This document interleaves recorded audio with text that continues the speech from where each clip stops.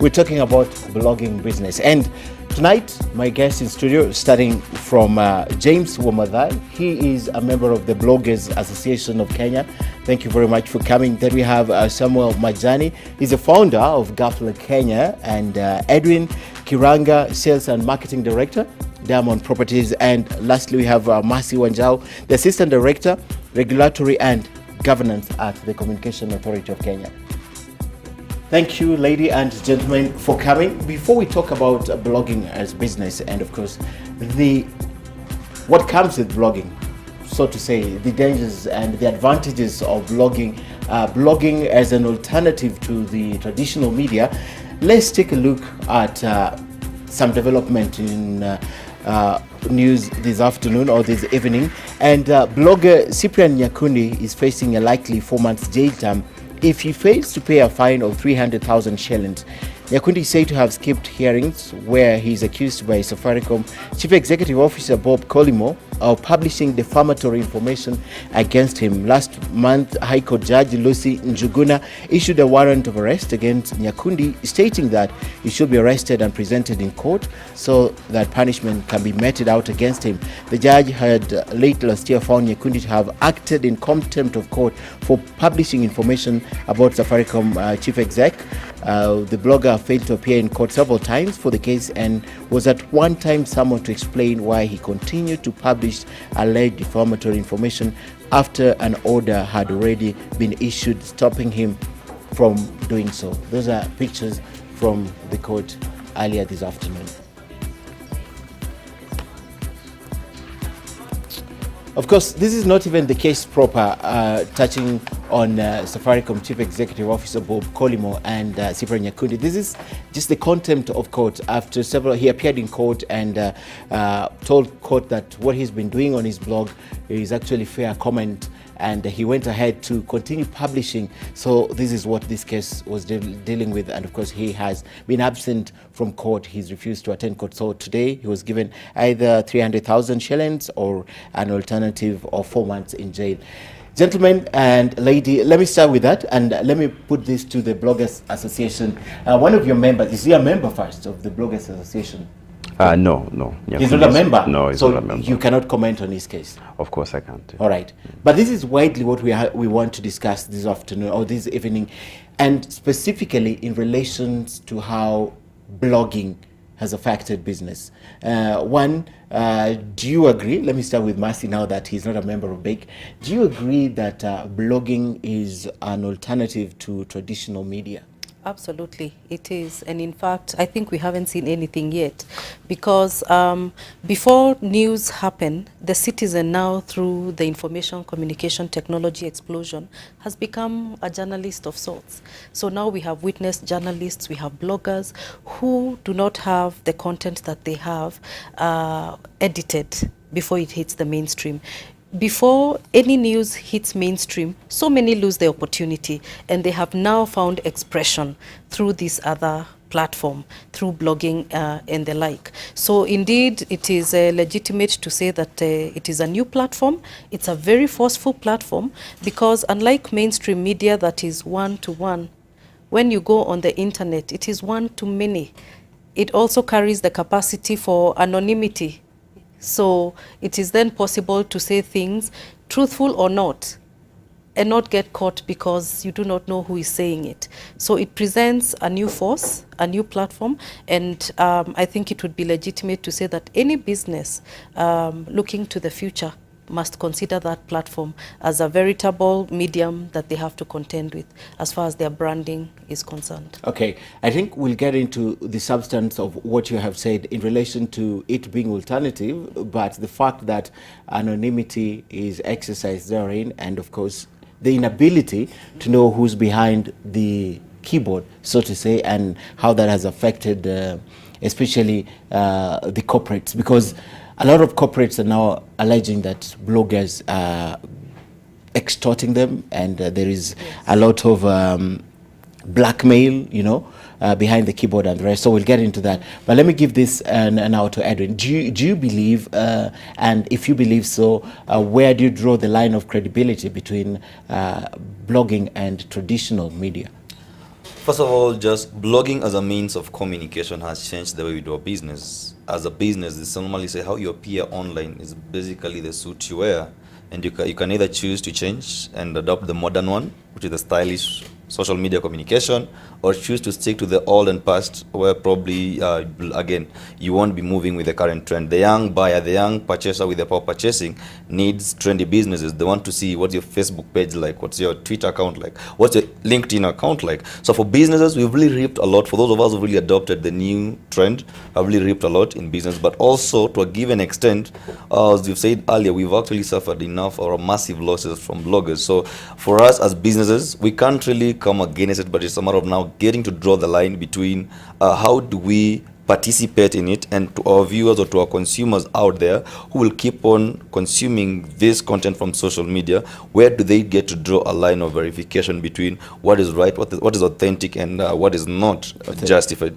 All right, and I think we'll also talk about that now that you represent the business community, how this is affected. In fact, there was a story on you, on the Diamond. I think we'll talk about that also. Let me talk to Majani.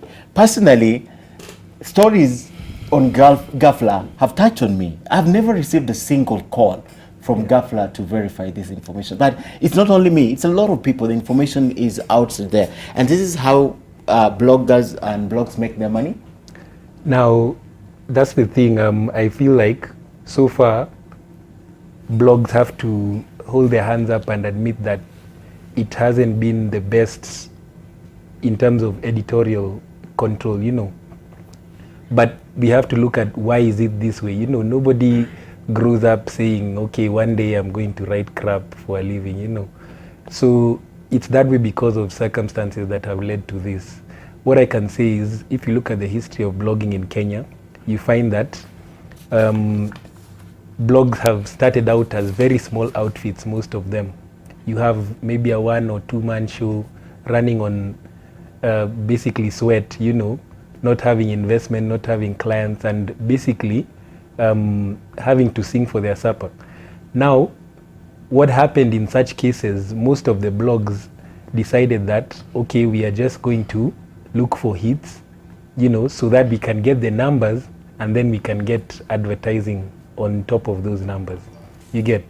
So I think that incentive structure where you just simply tell a writer, you know, write a certain number of articles a day, maybe 5-10 stories a day, and then just look for hits. You know, hits is the only key performance indicator. You know, that has led us to where we are currently as blogs, where, you know, the key performance indicator being hits leads to, you know, initially you can think if you write a story that has good hits, it's a good story. But the reality is that even sensationalism, X-rated content and lies also get hits, you see.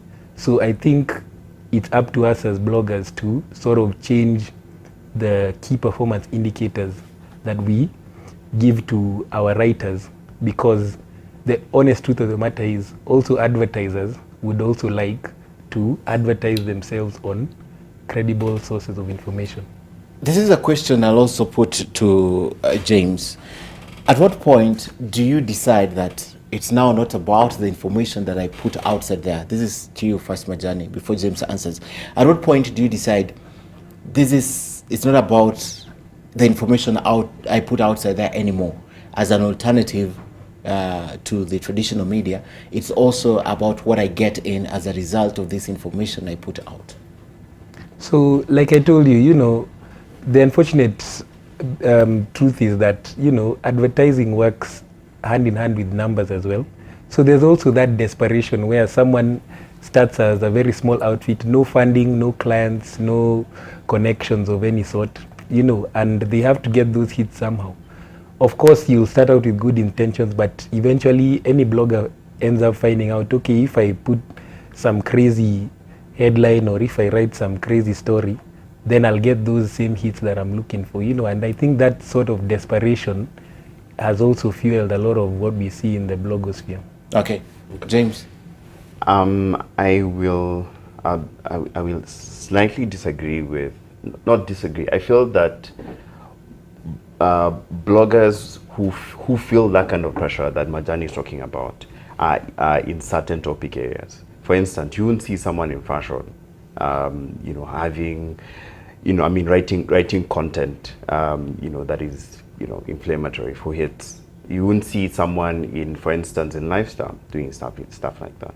You find people who mostly do gossip and entertainment. They're the ones who sort of like do that, and politics as well. And I agree with Majani when he says that it's the industry. It's very, blogging in Kenya is very young. And then also when you think about the money that is on the table, it's not so much. And so now so there's this pot, and everyone wants to get something from the pot, and then to get this money from the pot, you have to have high numbers, and then controversy, all these things sell. And so now they feel like Majani is saying, that, you know, that pressure to get something out of what they exactly do. Okay. But also I just want to add something there.